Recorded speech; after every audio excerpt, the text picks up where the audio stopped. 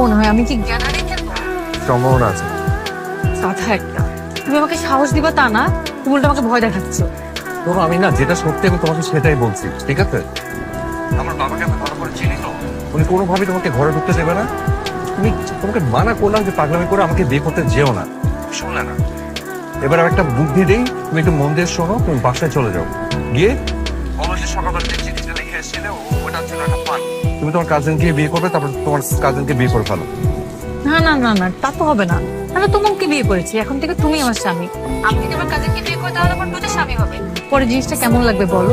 আমার দুটো স্বামী মিলে মারামারি করছে, দেখতে খুব বাজে লাগছে।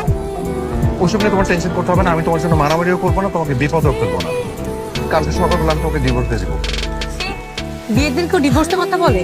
শোনো, তুমি যতই চালাকি করো না কেন, আমি তোমাকে ডিভোর্স দিব। নিতু, তুমি বোকামি করছো। আমি একটা বেকার মানুষ, একটা বলদ শ্রেণীর মানুষ, তুমি একটা বলদ লোকের সংসার কেন করবে?